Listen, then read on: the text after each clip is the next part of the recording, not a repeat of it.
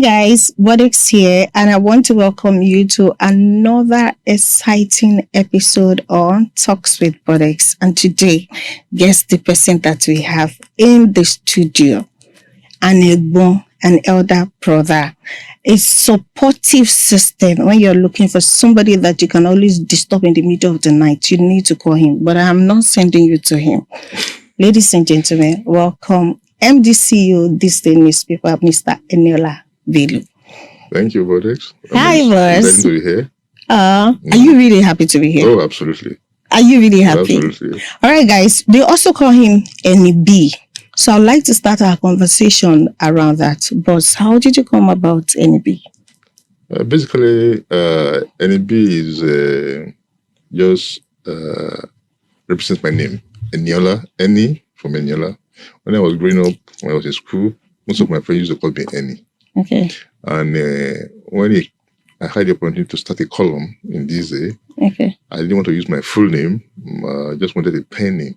Okay. So I just say, okay, Eniola, Eni, that people, my friends from childhood used to call me.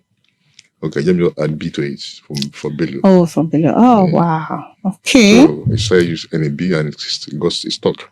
And most people know me as NB more than my name, really. Oh, okay. So, ladies and gentlemen, welcome NB, MD ThisDay Newspaper. Okay, right, boys. Okay, now let's talk about media trends in Nigeria, especially when it has to do with social media. What is your take on the speed social media is going in Nigeria? Really, social media has become the in thing. Is just like it's globally. It's not just Nigeria alone. It's because of developing technology, and everybody has gone social media. Really, everybody doing social media is easier, faster, and difficult to has its own problems, really. Let me put it that way. Aside from the fact that if you are not social media, if you do not adapt, adjust to social media, you die. You might be left behind. You're left behind. But you die seriously. Because most people, particularly young ones, they get their news on social media. They don't buy from newspapers. They don't care about newspapers anymore. Whatever they read on social media. But that has its danger because social media is there's no restriction. People write and post whatever they want. Things that are ennobling, things that are not ennobling, things that could cause societal problems, things that are all sorts. Is a platform for all sorts of things. So people who are not discerning, people who are not educated, people who are not grounded, whatever the social media they believe. Wow. And there's a lot of falsehood out there. And the capacity for mischief on social media is so high. People post all kind of things, propaganda, things that can cause societal crisis. Either from religious or from political or from ethnicity and all that. Whatever it is, that just put it there and it goes viral. It goes viral. It's all over the place. Okay. And based on that, people can respond, and that's the danger. Okay, but while you were explaining, you actually talked about the youth, especially the Gen Z, not reading newspaper anymore. As a newspaper MD, do you mind telling us how that has affected the production of the newspaper in Nigeria? It has in a very great way. Once sales have gone down, people don't buy copy sales. People don't buy them anymore. And because of that, it's affected our revenue. Okay. Advertisers prefer to put their adverts on social media. On social media. Okay. There are still people of our generation who still prefer to see the newspaper. Okay. But in terms of economic value that comes into the paper, it's got through and that's why most newspapers have gone digital. They do the digital copies, they do their online copies and whatnot. They have to key into into this technology so that they can also benefit from it.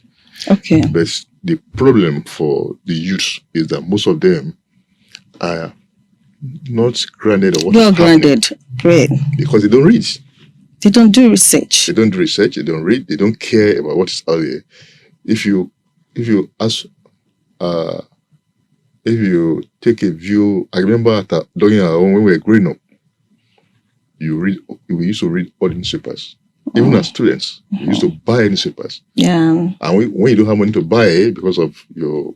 You have to go to the stand and read. And read. What they call the NFA, or Fugitive Administration. You have to go there to go and read. Or you go to the library to go and read. Okay. So you knew what was happening in the economy, in the policy, in everything.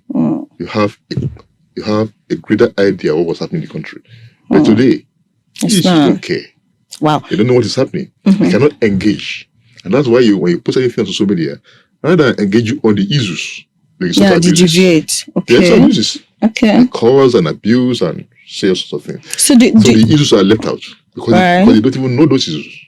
Wow. So do you think there is a probability for us to go back to how people used to read newspaper, do their researches on newspaper? Even sometimes when people have project to write, right, they have to go back and look for old newspapers where they can get, facts from, because then, I'm sure you guys believe that these platforms are reputable enough, for you to be able to get your facts. So do you think there's a probability or possibility of us still going back to that era? I believe so. How? Now, there was a time when radio was just introduced. When it came on stream. The general belief then was that newspaper would die. Okay. Newspaper did not die. Then TV came. Said someone would kill newspapers because of the immediacy of news and stuff. It didn't happen. The social media has come. Wow. So I can see that at the end of the day, it may not happen. You know why? Most people who are in the economy, who are in politics, anything against social media, they don't believe. If there's a newsbreak, if there was a major newsbreak, for example, and it's reported on social media, serious readers on reading it, let's say you say one big man died, they will not, and you put it on social media, they will rather call social media, rather call us. The traditional media practitioners. Say this true before they believe it. Okay. If we didn't have it and we didn't believe it, we can say, okay, let's check whether it's true or not. It's true. Until we confirm that news, they will not. They won't believe. Okay. So, do you think social media in Nigeria has done more damage, to normal human lives, normal economic situation? I'm using the word Nigerian social media because in abroad, some things we actually or are being monitored and contained, so they find it difficult to want to project more of negativity abroad than in Nigeria. So do you think in Nigeria, social media has some more negative impact when it comes to news dissemination? Well, I believe it has a very serious negative impact. Not necessarily Nigeria, in so many other countries abroad. There are countries that they don't have that freedom. They don't allow it. But there are other countries where you have the kind of situation we have in Nigeria. Okay. And people can put anything out there. Okay. Although in this country, because of their own, they have proper system. You put a falsehood there and you are picked up. Okay. That you have to take responsibility for it. Okay. Unlike here. Okay. So here, people post all kind of things. All kind of falsehood, all kind of people just sit down and invent stories. And just come up with stories. And put it out there. People believe. I remember when Buhari was president. Some people put it out there that he was not Buhari. Buhari had died. That he died in London. This one was from Sudan. And some people believed it. Okay, true. Crazy. And that is just one example. There are several examples. Okay. And now, you just sit down in your house, some people just announce that the person is dead. And you begin in this time, you say you are dead. Because they don't care to check. They don't care to look for sources. They don't care to get, or if somebody says, I took bodies out yesterday. I can just sit there in my house and say, I took bodies out yesterday. We had fun and so and so place and whatnot. They will not come to you coming to confirm whether it's true or not. You just run with it. They just run with it. And goes out. And maybe there's nothing like that. There's nothing like that. Okay. So that happens every day. Okay. People read terrible stories about themselves on social media. Yeah. Things they had no clue about. So how do you think we can manage such situation? Because from what I have seen, it's more of a media problem, not even the stakeholders. No, it's a media problem. So how are we going to do this? It's to strengthen our institutions. Okay. Because we have laws that are out there to regulate those things. There's Cybercrime Act. There's the law of defamation, and But the problem is institutions are weak. Okay. You defame somebody, he goes to court, and then come out and nothing happens for years. Okay. So you don't get immediate justice. So until we're able to strengthen institutions, like whoever commits an offense, do something wrong, this is the punishment you're facing. Okay. If you are punished for it, you have to answer for it. But we don't have it yet. But why do you think we don't have it? Is it bad leadership? It's a combination of many things. There's corruption. Like if you have money in this country, you can get away with anything. Because why would you say that? At every level, there's police will investigate. You put money down, and the file, they won't see the file. It will be poorly prosecuted, and the court will release you. Example can give it to us. During when we were having what's it called now? First subsidy. Crisis. Okay. Or when you had first subsidy, when the government was subsidizing fuel, people claim they have brought in imported fuel, but they will get papers and everything and collect the subsidy. Meanwhile, no drop of fuel, no drop of fuel. Or else, even a very simple example, people carry tankers. Because when you say they smuggle fuel to other countries, you now say, it's not like telephone you can put in your pocket or in your bag. They have to have tankers, there must be emotion. Vehicles to be able to. So how come you cannot see those vehicles? Okay. Now, they say, you tell somebody, a policeman at those checkpoints at the border post, okay, just go for and ease yourself for about 5 or 10 minutes. I will give you $10,000. Some will tell you, I can even use myself for 30 minutes. By the time the man is off that checkpoint, so many trucks passed. Okay. So corruption, that's just the issue. So this corruption we're talking about is actually majorly not even at the leadership level. It's not like it's level. Not the okay, but it's at every level. Okay. Yeah. So in a short, what you're saying is an average in Nigeria is actually criminal minded. Maybe except me, it's an average human being. Except me. Forget about Nigeria. It's an average human being. Okay. All over the world, man being what we are naturally bad. Okay. But other societies, they have been able to ensure that if you do anything, if you avoid criminality, you do anything bad, there are repercussions. Okay. But it's those things we have not been able to implement. To execute, right? Okay. To bring people to book. Corruption is everywhere. Corruption was not in the Nigerian world. Corruption, human society, right from the time of hunters and gatherers. The rule of the powerful. You go anywhere. You have those days where you are hunters and gatherers. If a man will go somewhere, maybe there's a man with his wife or woman or whatever. If he has the power to deal with the man, he will kill the man there and take away the woman. Okay. So that is how man is built. But societies have learned to put in place institutions, systems, and structures to check these things. That if you do anything bad, the system will deal with you. Face. Okay. However long it takes, the system will find you and deal with you. Crime, that's why crime has no time limits. when you commit a crime, however long it takes. Mm. But in Nigeria, you commit a crime, get away with it, as long as you have money. Wow. So if I get you right, what you've said is for us to be able to have a sane country, everybody needs to be accountable. When you say, if I slap somebody, I'm going to jail for 2 days. And if I did slap somebody to jail, I should go for 2 days, right? Yeah.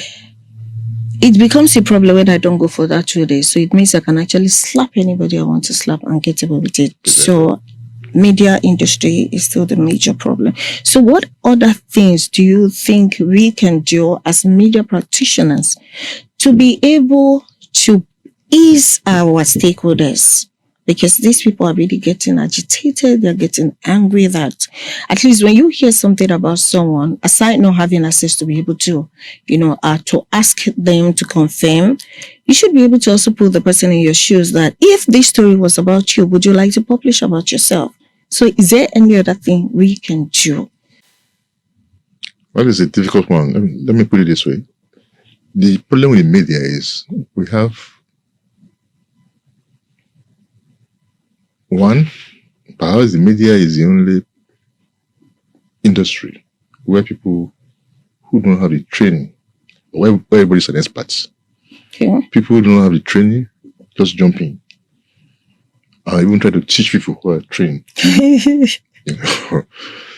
Two, you have a situation whereby people who fail in the newsroom because of social media, because of technology. When you fail in the newsroom, you cannot,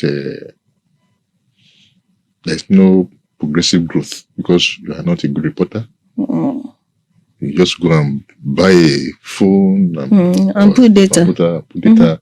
You become a blogger. A proud one. And the next thing you start putting also out there. Meanwhile, most of them wait to copy what is the traditional media have published. They wait at night when they wait for the newspapers to go to bed. Okay. They take all the story. Then they look for one thing that will be negative against an institution, either a bank or one of those institutions, and slam it in. And then the people will be running up and down. The next thing is, you want me to pull it down? Go and bring money. So most of these institutions, particularly business institutions, are forced to now be putting adverts in most of these, some of those bloggers. So that's like a blackmail? Absolutely, it's blackmail. Wow. Because you know that if you don't give them adverts, they blow you out. They blow you out. They come out of stories. See what's of stories, So you give them adverts and they pay their bills. They have no overhead costs. Sure. So that is at one level. Then the third one is the general poverty in the media. The brand envelope you meant, right? No, I don't want to. Well, I do the brand envelope thing. So sometimes people condemn the media for brand envelope, but the part is that most of the people come down to people who are not unemployed. Okay. If you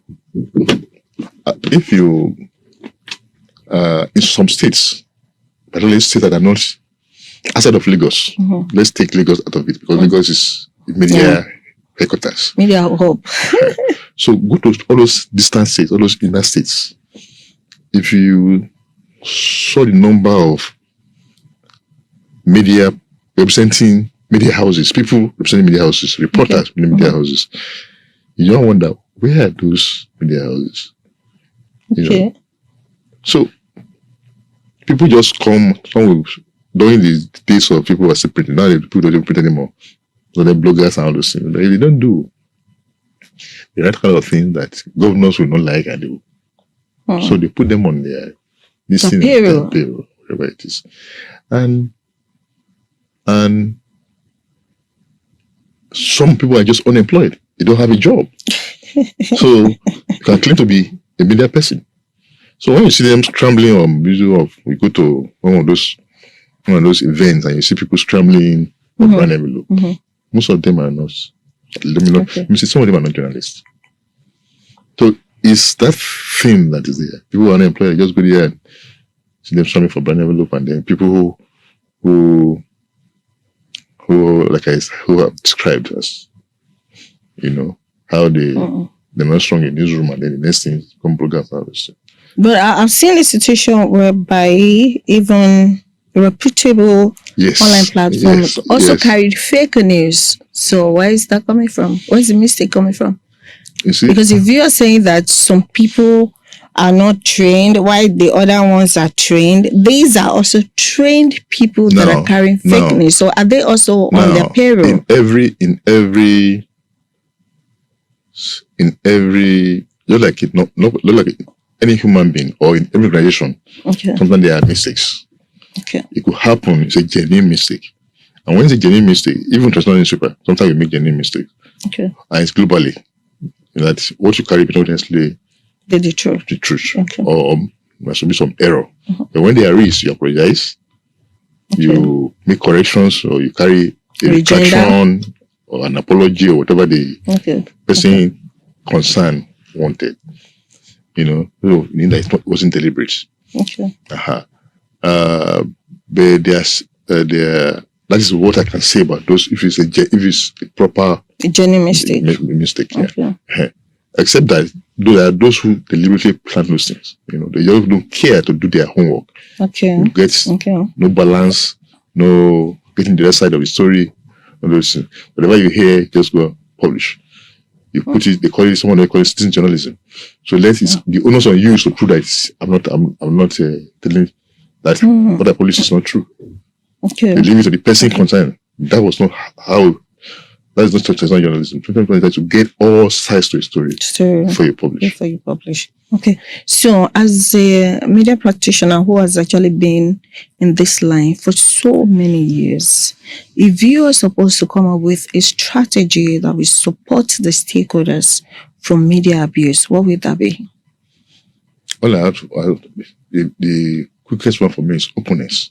The problem for most, where they are coming from, is that they are not, they don't take it to be upfront with their strategy, with their news, with their everything.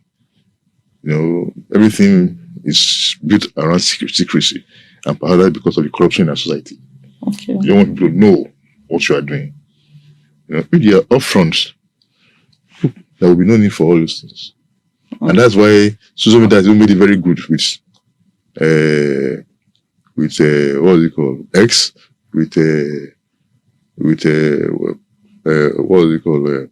Instagram, with all sorts. Anything you are doing, you can put it out there.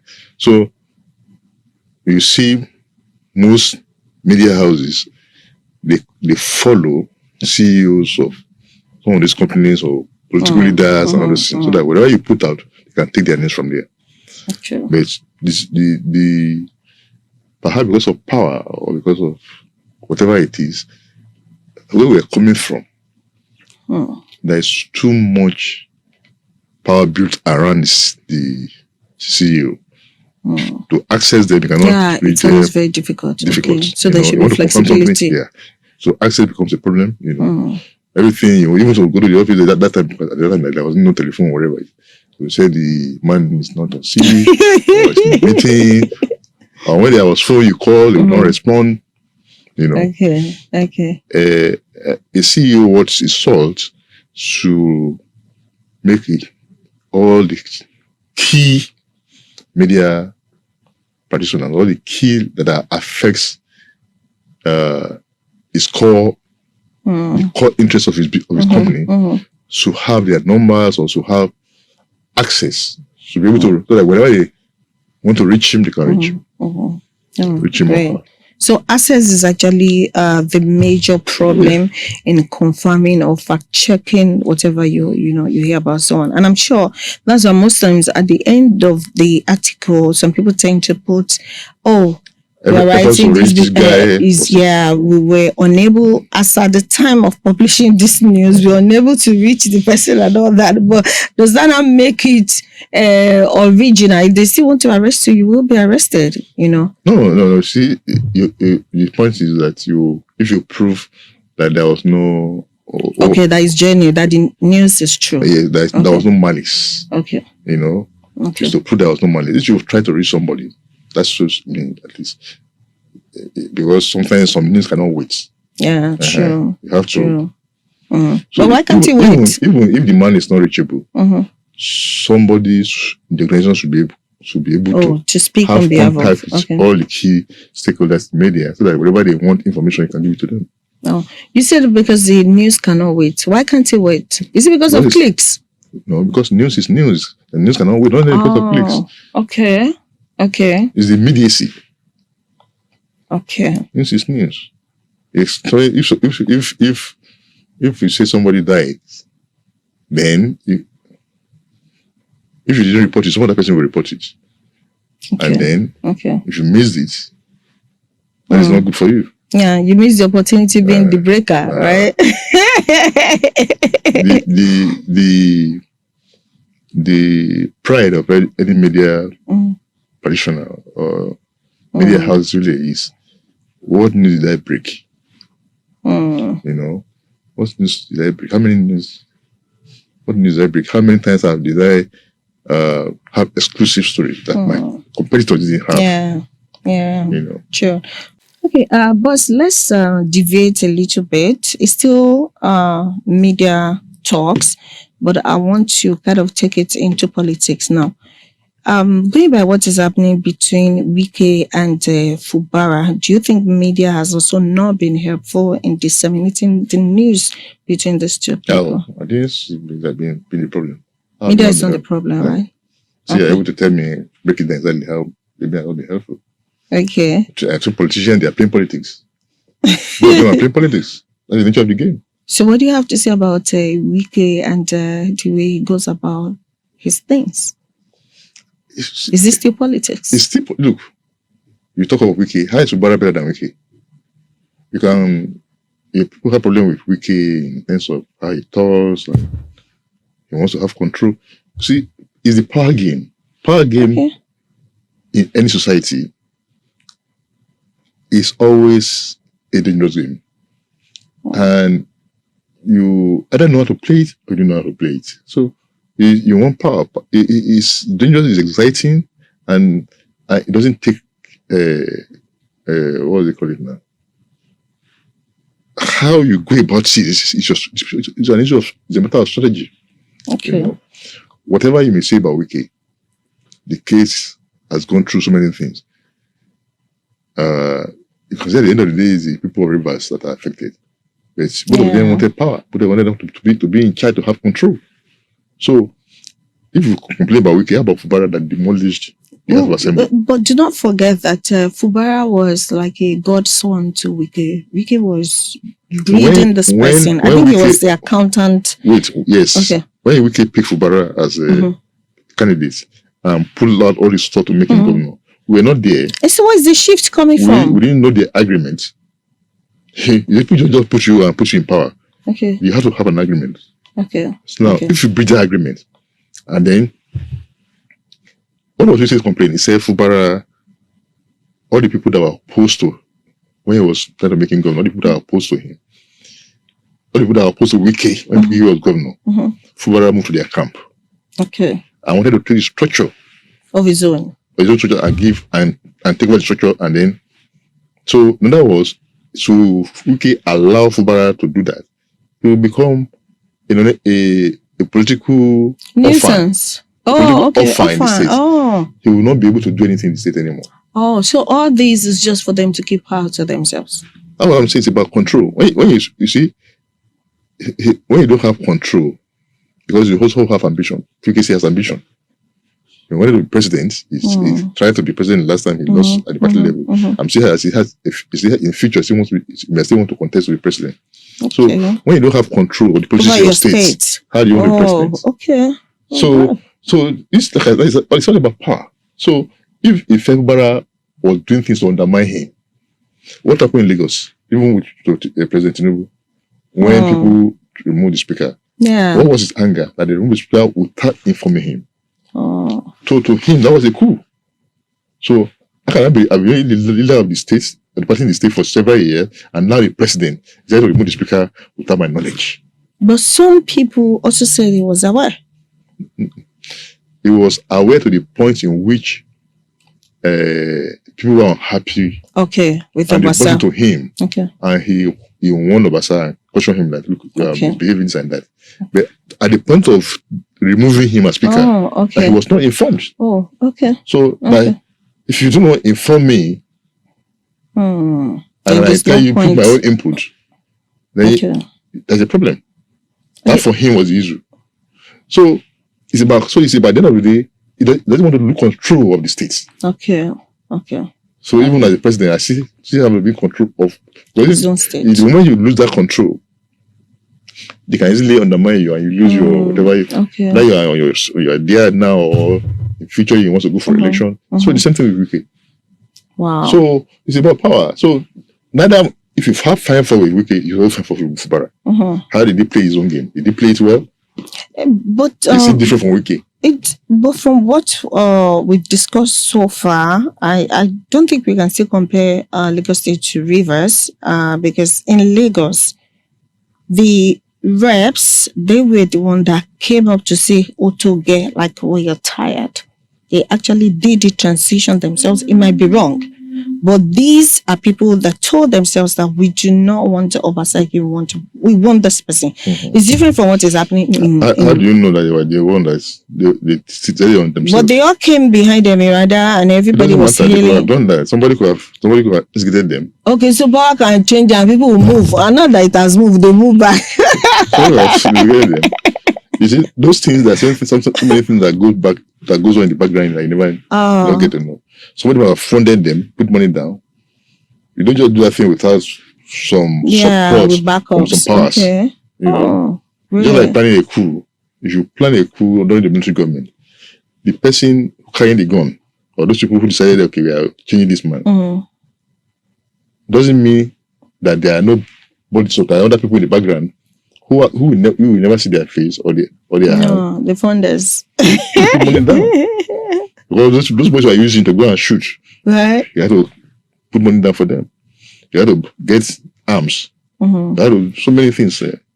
Wow. Oh, that's great. So, Buzz, thank you so much for those insights. And, you've been married for so many years now. And sometimes last month, we had this Two-Face issue trended on social media and all that about himself and Annie.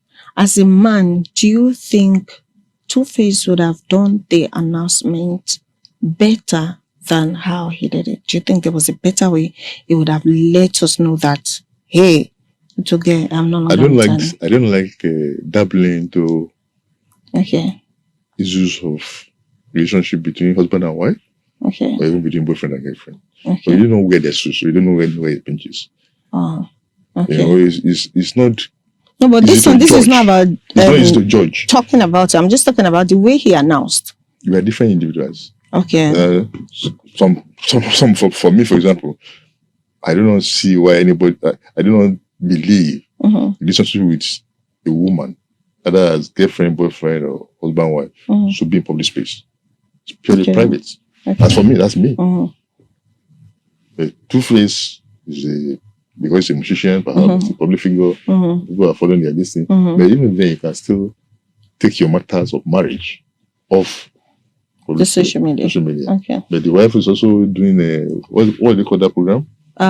Famous, Rich and Famous. Rich and Famous. So they do all sorts of things. So for them, perhaps that's it's also content. Content and friends there. So we are different. So I cannot judge. Okay, so do you mind telling us what has been your journey, since you became media practitioner till this very moment that you are the MD ThisDay Newspaper? We want to know the challenges, we want to know the disadvantages and all that for you to get to this stage that you are. I don't know about Is it an interesting one? It's been quite, as I put it now. Is it challenging? Challenging, exciting, interesting. And I started, when I finished school, after I studied English, by the way. Okay. So after I graduated, got a teaching appointment. I refused to report. And I was in Lagos trying to go to a journalism school for 1 year, a PhD program in journalism. So when I got the admission, I knew I wasn't going to take out that appointment. That time the sale was in Quora. So, and after during that program, I was writing for Daily Times. It was a 1 year program, and I was freelancing for Daily Times. And those freelancing, anything published, you got paid for it. Okay. So I particularly remember when I published a lot of articles and even some poems. Whatever was published, like the time you compile them, very late at the end of the month, and you take them to the editors that publish them, they will sign some forms for you, and you take good cashier, and it become cash. Wow. At that time, I collected about 800 naira from articles I published. 800,000. 800 naira. Wow. At that time, that was a lot of money. What year was that? I'm talking of 1990. Oh, wow. I finished university in 1988. 1 year youth service, 1990. That was 1990. That was doing that program. So, 800 naira was a lot of money. In fact, staff were not earning that kind of money. But there were a lot of articles that got me that payment. I remember when I was collecting the money from the cashier, there was one babe behind me who was on the queue. When he saw the money I was collecting, he said, I will follow you. He will tell you that it was a lot of money. You know? So, from there, after I finished from that program, I joined Vanguard. Okay. Where I spent 1 year. Okay. Then I moved to African Concord. Okay. African Concord that time was a magazine, one of the earlier, and I was there till June 12th. I was there till the June 12th election, and the place was closed down. Yeah. Oh, wow. Then I moved to the news. So I worked with PM News for about 5 months before, from there, the opportunity in ThisDay, and I joined ThisDay because at that time my editor in Vanguard was now an editor in ThisDay. Now asked me to come. Initially, I was hesitant, took my time. Anyway, I joined. And from there, in no time, I moved from production editor to deputy editor to editor of Saturday paper, to editor of Sunday paper, editor of daily paper, and to MD. Oh, wow. So your process was very fast, I right? was the editor of, I was the first to edit all the titles. The titles. And yeah, the process there was quite fast because some of my colleagues that were in other papers, the people that I even met in other papers, wow. The speed was speeding. So, and then the thing has taken me almost everywhere around the world. Wow. So many countries across Asia, across Europe. It's only in Africa I really don't travel like that. Right. Well, guys, international. So that is it. What were you doing differently? What were you doing differently? I'm sure you would have done something, that was kind of different from what your colleagues were doing, and that was why they felt you think this person should be the MD. I think it's left to the person that is your personality, the proprietor or the publisher to say why. I can only say is that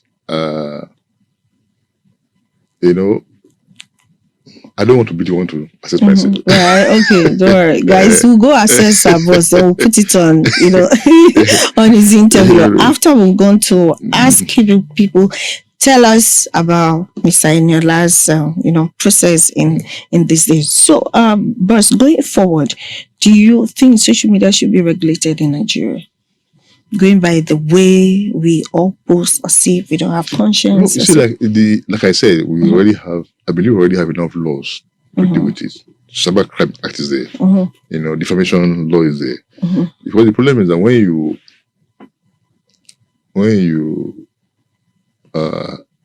allow too many laws or you put laws to resist social media, but are not being used. Affects free speech. Free speech now becomes into danger. Okay. Because people in government, people in power, they don't really like the media. Either social or economy, whatever media, they don't like the media at all. They see media as an enemy. So when you have a law targeted at the media, then you're oppressing them. You are giving people in power, people who have power, who hold power, you are giving them unnecessary advantage to kill the media. To kill the media, because one, they don't want you in the first place. So somebody that you don't want, you now give somebody, they say it's not like I don't want, you don't want somebody perhaps somebody was harassing you, toasting you, and you don't want to see that person. Then somebody now locks the door and gives you the key. You won't allow the person to enter. Like you won't open that door for that person. So, I will offer the lights and off AC. So is people in power, they don't like the media at all. They deal with the media because they just have to. Not that they want to. Sure. But they have to. So when you now put in laws that you enact laws or allow laws because to restrict the media, they're very happy. They're very happy because they will even look at the able to get away with things. Look at the little law of Cybercrime Act. See how they use it, they abuse it. They just carry somebody and lock the person up. They send police to arrest people and then go and lock that person. So it's already being abused. True. And there are so many of them who, when they get there, they don't want to leave. So for them, the media is a problem. In calling them out. The media is a problem for their own agenda. Oh yes. For their own agenda. To stay there forever. To steal money. To oppress. Yes. To suppress. Yes. So the media is a problem that's there's always bringing those things to our notice. So the thing is, let's take the media out. So if you put a law there for them. Okay, it should be to their own advantage and to our own disadvantage. Yes. So society is all for it. So because free speech will be affected. Now, the thing that is there is that leave the thing for the markets. I just told you, or I told you earlier that people call when they see a story, say, is this thing true? So people are discerning. There are people who are discerning. Okay. There are people who are discerning to say, if they say anything, they rather confirm false. They won't believe whatever they see. Ultimately, yes, social media has its danger, like I said. So then those dangers could be addressed by ensuring that whoever publishes falsehood or incites the public or does all those things, they pay for it. And that's why we need to do special institutions. Let institutions who work for the people. Wow. Not for the people who have power and money. Let it work for the people. Okay, great. But before we round up, let's quickly touch base with Akpabio and Natasha. Do you think media has also not been helpful with the news dissemination between these two? Again, there has been a lot of confusion in media reports. And I blame this not so much on the media, but on the Senate. Okay. As the Senate handled, because there had been a lot of reports, you see the Senate struggling to say, look, Natasha was suspended not because of sexual harassment or misconduct. Misconduct. And we should separate the two. There's misconduct, which everybody saw in terms of how she conducted herself against the rules or whatever it was. Whether the suspension was right, another entirely. Whether they had a power to do it, another entirely. And then there's sexual allegation. Now, the Senate, did they handle it well? I wouldn't say so. Okay. Now, because at the point of let's even go from to the beginning. When she was trying to talk the issue of misconduct, if I were the one presiding, I wouldn't have stopped her from talking. Yes, it was not on her seat according to their rules. So you let her say whatever she wanted to say. Then you can correct. Then you will out of order. Okay. When the presiding officer says you are out of order, that's the end of it. So whatever you are saying is irrelevant. Okay. It becomes irrelevant. Okay. So don't say don't talk, but you are out of order. Bang. You are out of order because of so and so rule. Okay. You are not talking from your allocated seat. Okay. So that ends the matter. But trying to stop her to talk that became a problem, and the thing snowballed into all this And he harassment. mentioned club or something. A Senate president should that not was even even forgotten, because when he mentioned that one, say it's not a nightclub, he apologized for what he said after the uprising. the And whole said, thing. "Who have said that to you?" But on this one, if I just with the people who have seen other Senate presidents who were there before, if Akpabio had the temperament or no Tolerance, whatever it was, allow her to talk, say whatever. When we always talk, allow her to talk. we always talk. Allow her to talk. Then say, Senator Natasha, because of so and so rule, you are not speaking on your seat, you have a lot of order. And you have a lot of order, that's the end of the matter. Okay. So whatever you said, it's void. completely irrelevant. Okay. It's void. Yes. Okay. So that would not have led to the issue of accusing her of sexual harassment and all those things. Okay. Now, over the matter of sexual harassment, when she presented her what was it called? The first time presented her petition. You said she signed it as she shouldn't have done that. Yeah. And not supposed to have done, whatever. Now, this was suspended. She presented this petition, her husband somebody else signed. Having that on the table, you should not have gone ahead to suspend her. Because let's have a fair hearing. That's what people are asking for. Yeah. Because normally, you see, sexual harassment is a two-edged sword. It could be true, and it could be false. Okay. Many women use it to blackmail men. Okay. Okay. We've seen it over and over. Okay. We've seen it in case of even people who are popular artists. Yeah. Musicians, not even let them forget about musicians. Sportsmen, generally. I remember the particular one for Mike Tyson, when he carried a lady, 3 a.m. That one follow him to the hotel. At 3 a.m. Stay with him at the hotel at 3 a.m. And then later alleged sexual harassment or rape, whatever she did. Okay. So when there are some ladies, when they see you have money or you have power, they've done so many footballers. So they are not forced to negotiate to pay them off. You've seen that. So it's a two-edged sword. So it could be true and it could be false. So put this, let's have a fair hearing. So that people can know whether it was true or false. Okay. But state did not allow that. Yeah. They rushed the whole thing. They rushed the whole thing. Yeah. They rushed the whole thing. So that was the problem. That was also even the area of when she got a court injunction stopping the Committee on Ethics. Yeah, yes, true. Now, by law, the judiciary cannot stop the Senate from doing its work. Okay. That's what the law says. That's what the Constitution says. But then, having got a court order, the moment you get a court order, you're not supposed to also disobey a court order. Okay. So all they have done was because they were served for the committee to suspend sitting. Hold on. And then go to the court to go and challenge, say, Madam Judge, you cannot stop us from doing our job. That's what the law says. And then they will leave the order. They cannot go back to this thing. So at every point, the Senate missed it. Okay. So do you think that's why the media amplified it and merged everything together, calling and not separating the what's it called, misconduct from sexual harassment. Okay.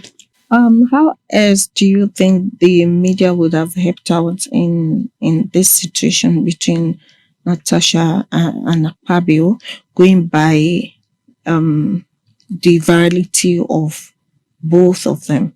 We know that there is a sexual harassment, there's also a misconduct, but I think the media is actually projecting it more than, especially also the one that she went to New York for, UN women, that, and she didn't even allow Nigerian representative to talk. She had to use that time, to speak to the whole world that she's been sexually harassed back in her, home country.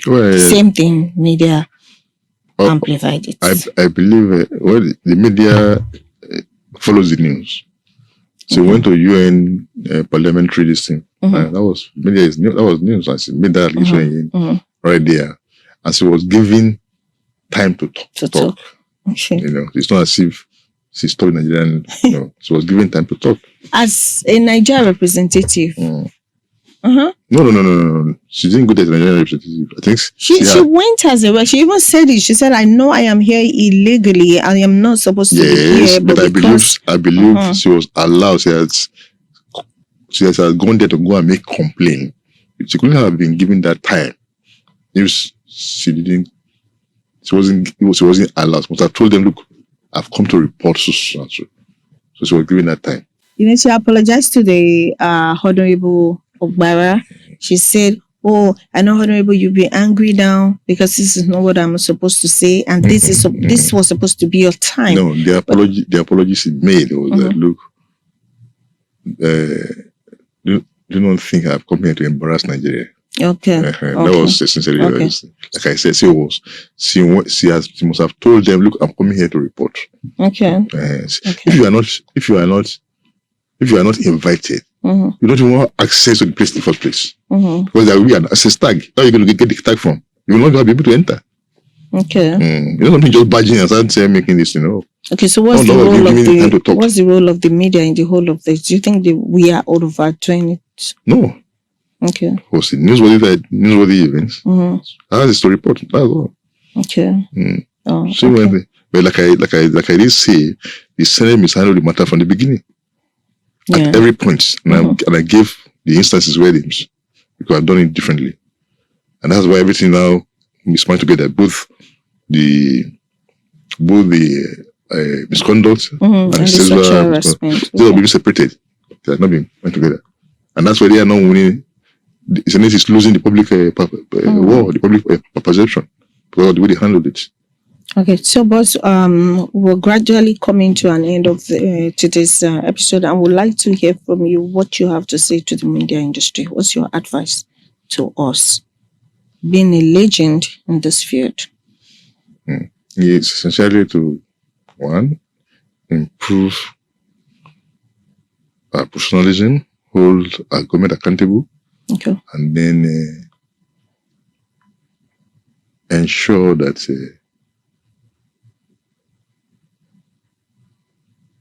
the media is profitable, and that media professionals are treated well, empowered, and they're treated well, paid very well. Okay. So do you think they should pass a bill that has to do with the media welfareism? No, you cannot help. Okay. You can't pass a bill, you can't, because it's not a government that is running. Are you not the four arms of the government? There are four arms, but government does not. They have their own media houses. We are invisible How well do they treat them?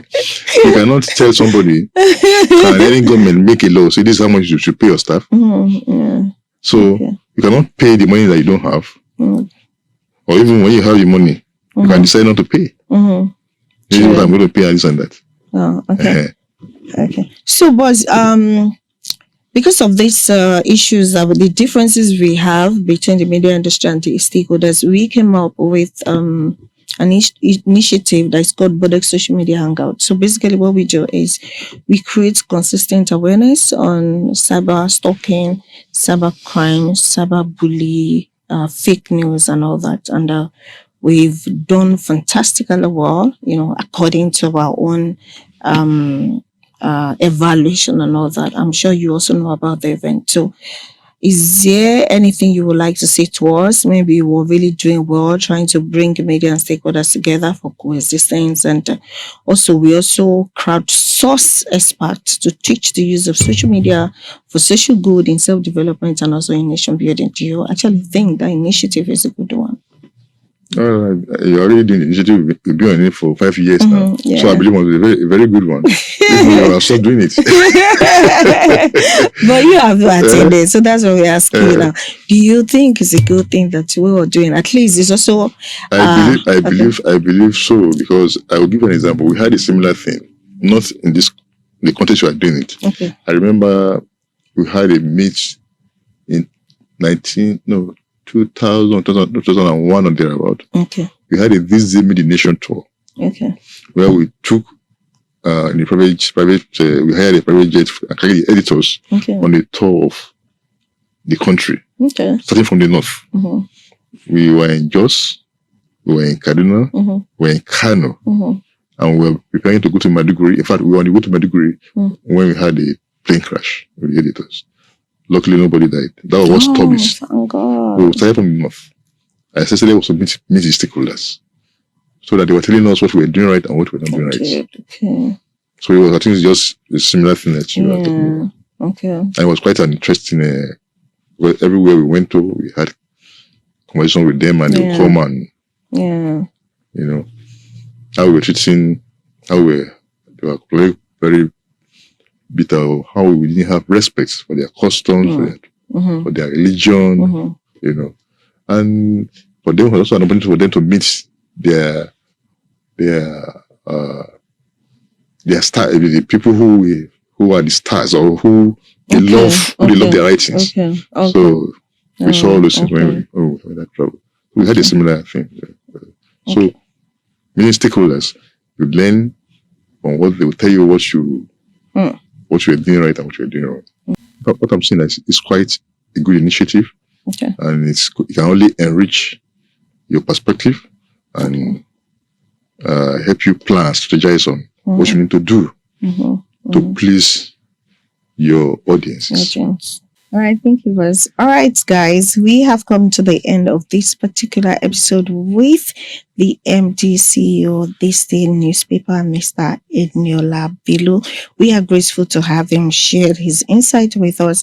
I'm sure you and I will learn so much from this episode, and that's the reason why you shouldn't forget to subscribe to Bodex TV YouTube channel so you can continue, to enjoy all our amazing episodes, and also follow us on all social media platforms at Talks with Bodex for you to still keep being updated.